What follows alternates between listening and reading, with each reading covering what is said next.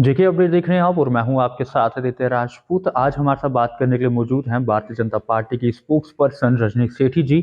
इनसे हम कई मुद्दों को लेकर जो है वो डिस्कस करेंगे, इनकी राय जो है वो जानने की कोशिश करेंगे। लेकिन आपको हम बता दें कि कल से जम्मू कश्मीर की अगर मैं बात करूँ तो एक कंट्रोवर्सी बयान जो है वो इल्तिजा मुफ्ती की तरफ से दिया गया है हिंदू धर्म को लेकर। और ज़्यादा बातचीत करने के लिए रजनी सेठी इनसे हम बात करेंगे। मैम, किस तरीके से देखते हैं इल्तिजा मुफ्ती भी अब कहीं ना कहीं सुर्खियों में आ रही हैं अपने विवादित बयान को लेकर?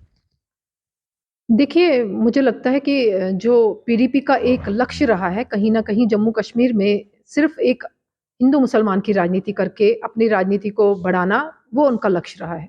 पहले महबूबा जी अपनी राजनीतिक रोटियाँ सेकने के लिए कहीं न कहीं आपस में लड़वाने का काम करती रहीं। चाहे अलग-अलग मुद्दों पर आप देखिए, 370 के मुद्दे पर उन्होंने बोला कि यहाँ पर झंडे को कंधा देने वाला कोई नहीं होगा। उसके बाद उन्होंने चुनाव का बायकॉट किया, मगर अपनी बिटिया को चुनाव लड़वा दिया।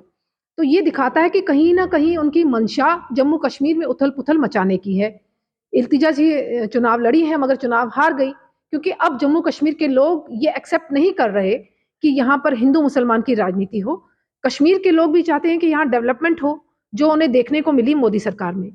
5 अगस्त 2019 के बाद से लगातार कश्मीर चेंज हो रहा है। चाहे पत्थरबाज़ी की जो घटनाएँ होती थी वो खत्म हुई हैं, टूरिज़्म का बढ़ावा हुआ है और अलग-अलग प्रोजेक्ट्स लॉन्च हुए हैं, चाहे एम्स है, चाहे अलग-अलग टनल्स हैं। तो कहीं न कहीं मोदी जी जम्मू कश्मीर को एक अलग नज़रिए से देखकर उसको आगे बढ़ाने का काम कर रहे हैं। मुझे लगता है कि इल्तिजा का जो ये बयान आया है, कहीं न कहीं एक बचकाना बयान है। वो सोच रही हैं कि शायद मदर की लाइन पर चलकर वो कहीं न कहीं वोटर्स को अपनी तरफ रिझाएँगी, मगर वो ये नहीं समझ पा रही कि यहाँ हिंदू-मुसलमान इतने सालों से इकट्ठा रह रहा था। जी। अगर ऐसे बयानबाज़ी करेंगे, मुझे लगता है कि हिंदू तो हिंदू आपके अगेंस्ट तो होगा ही होगा, मगर मुसलमान भी आपके अगेंस्ट होगा, ये आपका वोट नहीं बन रहा। और कोई भी हिंदू बर्दाश्त नहीं करेगा कि आप हमारे हिंदुइज़्म के ऊपर कटाक्ष करें, क्योंकि अगर हम आपके इस्लाम पर कटाक्ष नहीं कर रहे, तो आप हिंदुइज़्म के ऊपर कटाक्ष क्यों करेंगे? आपको राजनीति करनी है तो आप अपने लेवल की राजनीति करिए, हिंदू-मुसलमान की राजनीति ना करें। इस जम्मू कश्मीर ने हिंदू-मुसलमान के नाम पर काफ़ी सालों से बहुत कुछ भुगता है। बहुत से ज़ख्म हमारे कश्मीरी पंडितों को मिले हैं, आप जैसे कट्टरवादी नेताओं के कारण। तो आज कट्टरवादी नेताओं की ज़रूरत हमारे जम्मू कश्मीर में नहीं है। मैम, देखा जाता है कि हमेशा हिंदुओं की आस्था के साथ खिलवाड़ किया जाता है, कभी उनके भगवान के नाम पर बोला जाता है या कभी उनकी संस्कृति के नाम पर कुछ बोला जाता है। तो क्या आपको नहीं लगता कि ऐसे लोगों के ऊपर कार्रवाई होनी चाहिए, एफआईआर रजिस्टर होनी चाहिए और एक पूर्ण तरीके से जो है अच्छे से कार्रवाई होनी चाहिए? देखिए, पहले रही है कांग्रेस की सरकारें जो इनको बर्दाश्त करती रही है, क्योंकि कहीं न कहीं उनका वोट बैंक भी इस्लामिक ही होता था। जी। हिंदुओं के लिए उन्होंने कोई काम नहीं किया, इन्होंने जो बच्चों को स्कूल्स में एजुकेशन दिलवाई थी, वो भी कहीं न कहीं इस्लामिक की थी। हिंदुओं से रिलेटेड कोई भी ऐसी उनको शिक्षा नहीं दी गई कि हिंदुओं के लिए वो कोई बात कर पाएँ।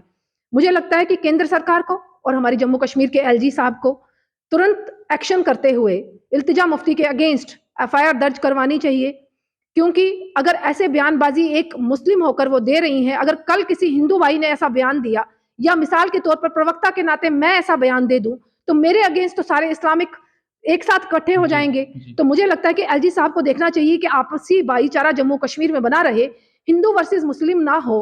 और जो ये अपने मकसद को पूरा करने के लिए यहाँ पीडीपी अपना काम कर रही है, तो उनको लगाम लगाने के लिए एलजी साहब को ऐसा कदम उठाना चाहिए। मैम, आपने कहा कि आपको कश्मीर के लोग हों या फिर जम्मू के लोग हों, सब जान चुके हैं कि भारतीय जनता पार्टी एक सिर्फ़ एक आखिरी माध्यम है जो कि डेवलपमेंट कर सकती है। लेकिन देखा गया कि इलेक्शंस हुए, भारतीय जनता पार्टी का कमल का फूल जो है वो कश्मीर में नहीं खिला। क्या मानते हैं आप कि क्यों नहीं खिला? क्या वजह रही इसके पीछे?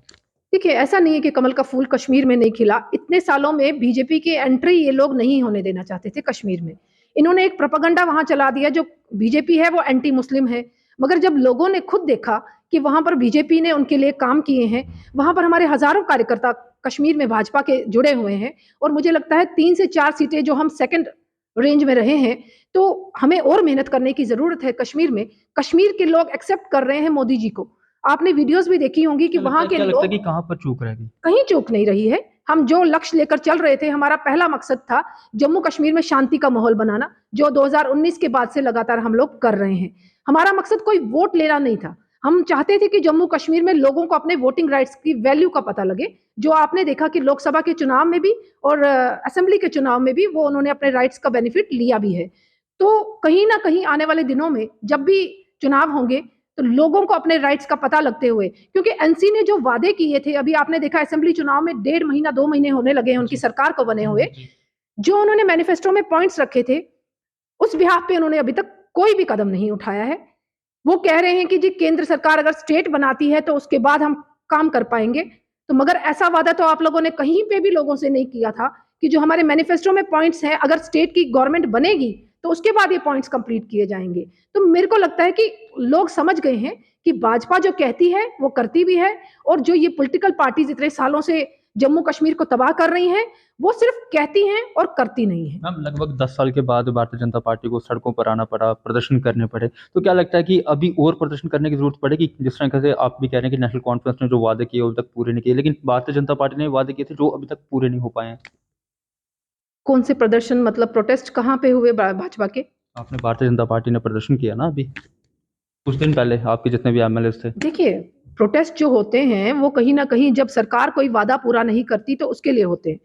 मैं इंतज़ार कर रही थी कि शायद 200 यूनिट बिजली मुझे फ्री मिलेगी, क्योंकि हम लोगों ने सोचा कि ठीक है, अब सरकार तो इनकी बन गई है, अब इनको आम जनता की चिंता करनी पड़ेगी। मगर मैं कल इनका बयान देख रही थी कि मार्च तक वेट करिए, मार्च में हमें स्टेट मिल जाएगी।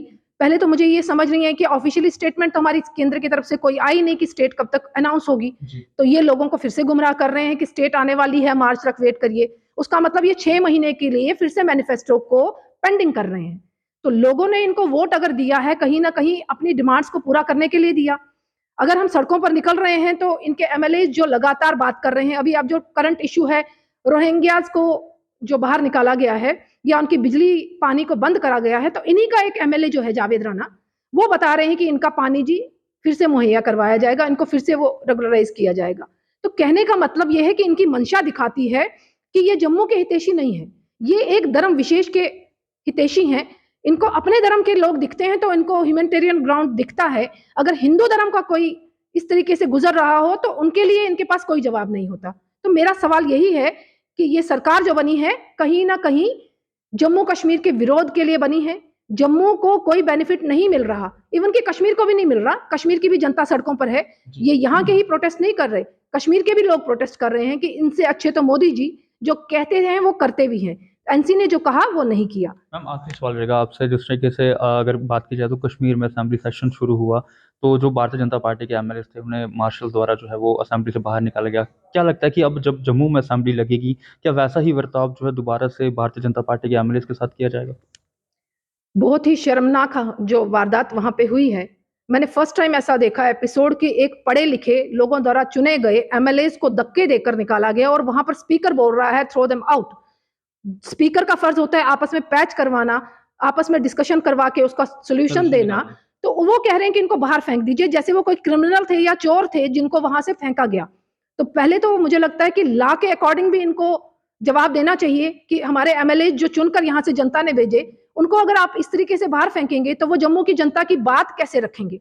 उसका मतलब आप डिक्टेटरशिप करना चाहते हैं वहां पर, आप दिखाना चाहते हैं कि मेजॉरिटी में आप हैं, आपकी सरकार चलेगी और गुंडागर्दी जो आप करना चाहेंगे वो करेंगे। मगर मुझे लगता है कि जम्मू की जनता और भाजपा के विधायक ये कतई बर्दाश्त नहीं करेंगे, क्योंकि केंद्र में मोदी सरकार है और मोदी सरकार ने इन विधायकों को तभी बनाकर भेजा है ताकि जम्मू की जनता की बात वहां हो सके। चलिए, बहुत शुक्रिया बात करने। तो ये थे हमारे साथ भारतीय जनता पार्टी के स्पोक्स पर्सन रजनी सेठी जी, जिनके साथ आज हमने बात की और इनका साफ तौर पर ये कहना है कि इल्तिजा मुफ्ती पर एफआईआर जो है वो रजिस्टर होनी चाहिए और उन पर ऐसे बयानों की वजह से कहीं ना कहीं सख्त सख्त कार्रवाई जो है वो होनी चाहिए। लेकिन अब देखना ये होगा कि जब जम्मू में असेंबली सेशन शुरू होगा तो क्या बर्ताव जो है बीजेपी के एमएलएज़ के साथ जो है वो किया जाता है, क्या वो जम्मू कश्मीर के लोगों की आवाज़ असेंबली तक पहुंचा पाएंगे या फिर एक बार फिर उन्हें मार्शल द्वारा जो है असेंबली से बाहर निकाला जाएगा। आप लोग अपनी राय जरूर रखिएगा, तब तक के लिए बने रहिए अपजे के अपडेट के साथ। साइओम पावर सिस्टम लाए हैं न्यू ईयर धमाका ऑफर। अब हर एक्साइड नियो भारत और एक्साइड पावर पर पाएं 15,000 रुपए का डिस्काउंट, जबकि एक्साइड नियो पर मिलेगा 5,000 रुपए का कैश डिस्काउंट। साइओम पावर सिस्टम लाए हैं एक्साइड नियो ई रिक्शा, अब नए रूप व स्टाइल में, वो भी पहले से अधिक दमदार। एक्साइड नियो में अब आया है बड़ा डैशबोर्ड, वो भी एंड्रॉयड डिस्प्ले के साथ, USB charger with powerful sound system के साथ, जबकि एक्साइड नियो अब आ गया है लेड एसिड के साथ लिथियम बैटरी में, जो देगा आपको एक बार चार्ज करने पर 130 किलोमीटर माइलेज। 1200 वॉट की पावरफुल मोटर हर चढ़ाई को बनाए आसान, पावरफुल शॉकर व बेहतरीन सस्पेंशन, फ्रंट में अधिक पावरफुल शॉकर, नए मजबूत अलॉय व्हील, अधिक रोशनी वाली हेडलाइट व इंडिकेटर, मजबूत रूफटॉप कैरियर, जबकि यात्रियों की सुरक्षा के लिए राइट साइड प्रोटेक्शन। वहीं यात्रियों के साथ सामान ढोने के लिए एक्साइड नियो बन जाएगा पहले से बड़ा, चढ़ाई चढ़ने के लिए हैवी गियर व अधिक पकड़ वाली हैंड ब्रेक, यानी एक्साइड नियो ई रिक्शा अब नई लुक के साथ आया है नए फीचर्स में। तो देर किस बात की, आज ही आएं और ले जाएं अपना नया एक्साइड नियो ई रिक्शा। हमारा पता है Sai Om power system, last matador stand, Anand Nagar, Bohri, Jammu. Phone number 0191 255 4360 255 4359। Jammu Kashmir की खबरों के लिए जुड़े रहिए JK अपडेट के साथ।